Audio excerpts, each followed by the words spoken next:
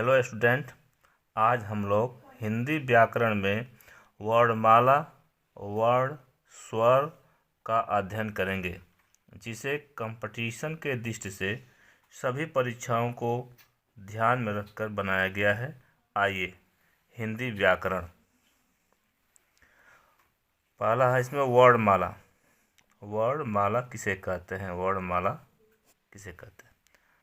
अक्षरों या वर्णों के व्यवस्थित समूह को वर्णमाला कहते हैं।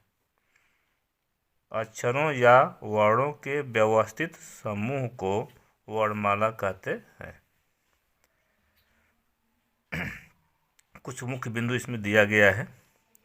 भाषा की सबसे छोटी इकाई, भाषा की सबसे छोटी इकाई वर्ण या ध्वनि कहते हैं। अगला है हिंदी भाषा की लिपि का नाम। लिपि का नाम क्या है? देवनागरी लिपि। देवनागरी लिपि। देवनागरी लिपि का उत्पत्ति कहाँ से हुआ है? ब्राह्मी लिपि से। ब्राह्मी लिपि से देवनागरी लिपि की उत्पत्ति हुई है। अगला है हिंदी भाषा की कुल वर्णों की संख्या। हिंदी भाषा की कुल वर्णों की संख्या है 52। सबसे इम्पॉर्टेंट है परीक्षा की दृष्टि से। कुल वर्णों की संख्या कितनी है हिंदी में? 52। हिंदी भाषा में कुल स्वरों की संख्या कितनी है? 11। हिंदी भाषा में कुल व्यंजन की संख्या, कुल व्यंजन संख्या कितनी है? 41। यदि मूल व्यंजन पूछेगा तो वहाँ पर 33 हो जाएगा, लेकिन कुल व्यंजन पूछता है तो वहाँ पर 41 हो जाएगा। अभी व्यंजन की बात हम बाद में करेंगे, लेकिन यहाँ पर कुल व्यंजन की संख्या देख लीजिए 41 है। वर्ण उस मूल ध्वनि को कहते हैं।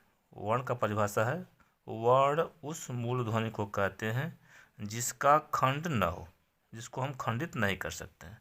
जैसे अ, ई, क इत्यादि आदि सारे स्वर वर्ण और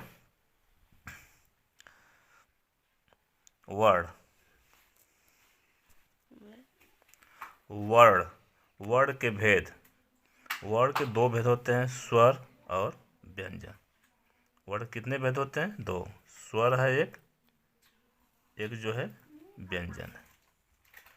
अब स्वर के भेद को देखते हैं। स्वर जो है, स्वर के 2 भेद हैं। एक ह्रस्व स्वर है, एक जो है दीर्घ स्वर है। ह्रस्व स्वर और दीर्घ स्वर। अब दीर्घ स्वर में 2 स्वर बन जाता है। एक होता है मूल दीर्घ स्वर, एक होता है संयुक्त स्वर। इसी तरह से देखते हैं व्यंजन में। तो व्यंजन में जो 3 प्रकार के होते हैं व्यंजन: स्पर्श व्यंजन, अंतस्थ व्यंजन और ऊष्म व्यंजन। अब यहाँ पर स्वर देखते हैं। स्वर का परिभाषा क्या होता है? स्वर उन वर्णों को कहते हैं जिनका उच्चारण बिना अवरोध अथवा विघ्न बाधा के होता है। स्वर उन वर्णों को कहते हैं जिनका उच्चारण बिना अवरोध अथवा विघ्न बाधा के होता है, या जिन वर्णों का उच्चारण स्वतंत्र रूप से किया जाता है। जिन वर्णों का उच्चारण स्वतंत्र रूप से किया जाता है उसे स्वर कहते हैं। जैसे अ, आ, ई, बड़ी, सभी 11 स्वर आता है इसमें। इसका क्या है? दूसरा पहला पॉइंट क्या है? ह्रस्व स्वर। ह्रस्व स्वर वे स्वर मूल या ह्रस्व या एक मात्रिक कहलाते हैं जिनकी उत्पत्ति दूसरे स्वरों से नहीं होती है। वे स्वतंत्र रूप से होती है। इसका उच्चारण क्या होता है? स्वतंत्र रूप से होता है। ह्रस्व स्वर को हम मूल स्वर के नाम से जानते हैं। ह्रस्व स्वर किस नाम जानते हैं? मूल स्वर से, ह्रस्व स्वर से, और एक मात्रिक इसका नाम है। ये 3 नाम से जाना जाता है। एक मात्रिक स्वर, ह्रस्व स्वर तो है ही है, और मूल स्वर, इसी को मूल स्वर भी कहते हैं। जैसे इसका क्या है, अ, ई, उ, री। अ छोटी ई है, छोटा ऊ है, और री की मात्रा है। ये जो है ह्रस्व स्वर में आते हैं। इनकी संख्या कितनी होती है? 4 होती है। इनकी संख्या 4 होती है। ये परीक्षा में पूछा जाता है कि इसमें से मूल स्वर कौन सा है, या ह्रस्व स्वर कौन सा है, या एक मात्रिक स्वर कौन सा है। तो यही तीनों नाम एक ही स्वर का है, ह्रस्व स्वर का ये तीनों नाम है। उसमें यही चारों आते हैं, अ, छोटी ई, छोटा ऊ और री। इसकी संख्या 4 होती है। दूसरा भाग है दीर्घ स्वर। दीर्घ स्वर देखिए, जिनके उच्चारण में ह्रस्व स्वर की अपेक्षा दुगुना समय लगे उन्हें दीर्घ स्वर कहते हैं। जिनके उच्चारण में ह्रस्व स्वर की अपेक्षा दुगुना समय लगे उसे दीर्घ स्वर कहते हैं। इसका नाम जो है द्विमात्रिक स्वर भी कहते हैं। इसे क्या कहते हैं? द्विमात्रिक स्वर भी कहते हैं। इसका दूसरा नाम है द्विमात्रिक स्वर।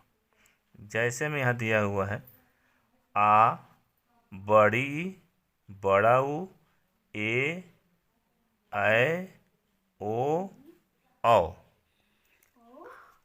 आ। अगला है, ये मात्रा के आधार पर था। अब आगे बनता है उत्पत्ति या वर्णों के मेल के आधार पर स्वर के भेद। उत्पत्ति या वर्णों के मेल के आधार पर स्वर के भेद हैं। इसमें ह्रस्व स्वर, दीर्घ स्वर और संयुक्त स्वर। दीर्घ स्वर का 2 भाग होता है, जो संयुक्त स्वर वो इसमें चला जाता है उत्पत्ति या वर्णों के मेल के आधार पर। तो ह्रस्व स्वर में आता है अ, ई, उ और री। इसको हम मूल स्वर भी कहते हैं, पहले बता दिया गया है। अब आता है दीर्घ स्वर। ये मूल दीर्घ स्वर में आता है, मूल दीर्घ स्वर, आ, ई और बड़ा ऊ। आ है, बड़ी ई है और बड़ा ऊ है। तो दीर्घ स्वर में कितना है? आ, बड़ी ई, बड़ा ऊ, ये मूल दीर्घ स्वर आता है। कभी कभी होता है क्या कि ऑप्शन में 4 दे देता है, 3 नहीं देता है, तो वहाँ पर इस री का जो है वही दीर्घ री यहाँ पर आ जाता है, लेकिन उसका चलन में नहीं है, इसलिए मूल रूप से इसी को माना जाता है। यदि ऑप्शन में 3 नहीं रहता है, 4 देता है, तो 4 भी आप लिख सकते हैं। यहाँ पर दीर्घ री को यहाँ पर ले लिया, तो इसका उपयोग हिंदी में अब नहीं के बराबर है, इसलिए आपका मूल दीर्घ स्वर 3 ही है। अगला है संयुक्त स्वर। यही दीर्घ से ही कट के बने हैं सब, ये सब दीर्घ ही है, लेकिन दीर्घ से कट करके निकले हैं। ए, ऐ, ओ, औ। अब चलिए थोड़ा सा बताते हैं दीर्घ स्वर क्या है। दीर्घ का मतलब कि समान ह्रस्व स्वर के योग से बनता है। जैसे आ है, इसका समान है, इसमें क्या होता है कि इसमें अंतर होता है। आइए इस पर हम स्पष्ट करेंगे आगे। दीर्घ स्वर, इसके 2 भेद हैं, मूल दीर्घ स्वर, ये संयुक्त स्वर। संयुक्त स्वर और मूल दीर्घ स्वर। आइए पहले हम मूल दीर्घ स्वर को देखते हैं, इसका क्या मतलब है। क्या आ क्या है? अ, आधन अ मिल करके आ बनता है।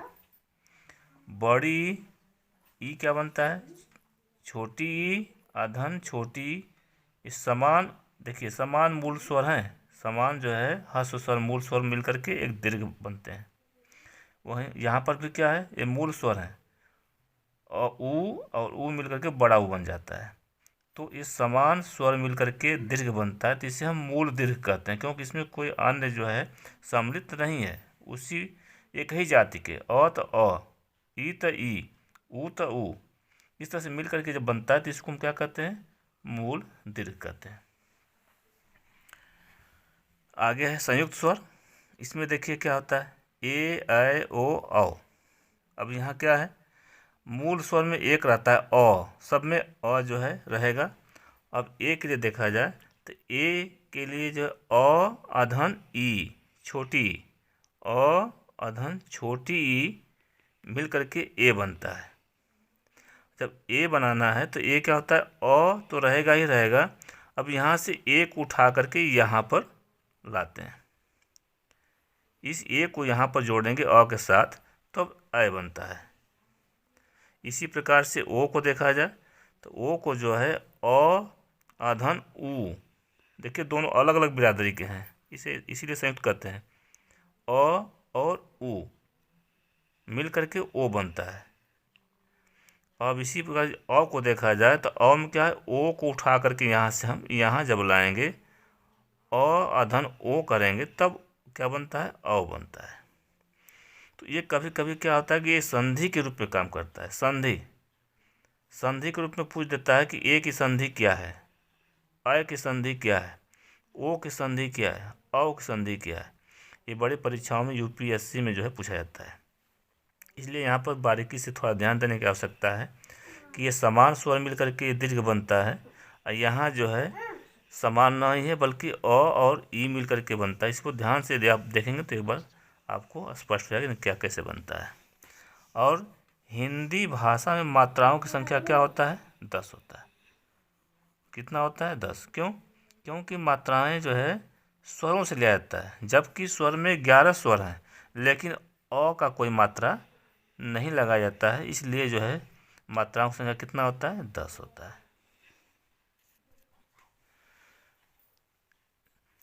10 यानी कि ये प्लुत स्वर, एक प्लुत स्वर आता है, ये इसका परिभाषा होता है ह्रस्व स्वर से दीर्घ, ह्रस्व से दीर्घ में दूना, ह्रस्व से दीर्घ में दूना, और प्लुत में 3 गुना समय लगता है। जितना हम ह्रस्व स्वर को उच्चारण करने में लगता है समय, उससे दूना जो है दीर्घ में लगता है, और उसका इसी का 3 गुना जो है किस में लगता है, प्लुत स्वर में लगता है, समय लगता है। जैसे हम देखें ओम, यहाँ पर जो 3 बना हुआ है यही इसका क्या है, चिन्ह है। इसको हम त्रिमात्रिक या बहुमात्रिक कहते हैं। इसका नाम जो है प्लुत स्वर का क्या है, त्रिमात्रिक या बहुमात्रिक के नाम से पुकारते हैं। जबकि ये हिंदी में क्या है, नगण्य के बराबर है। इसका संस्कृत में उपयोग होता है, इसलिए हिंदी में इसका जो है कोई बहुत उपयोग नहीं है। इसलिए हिंदी का ये भाग नहीं बल्कि संस्कृत में चला जाता है, संस्कृत में इसका उपयोग आज भी होता है। इस प्लुत स्वर को ओम, यही है ओम, देख रहे हैं आप लोग, इसका चिन्ह क्या है, 3 की तरह बनता है, इसे त्रिमात्रिक कहेंगे। धन्यवाद। यदि आपको ये वीडियो अच्छा लगा है तो लाइक करें, शेयर करें और हमारे चैनल को सब्सक्राइब करें ऐसी वीडियो पाने के लिए। धन्यवाद।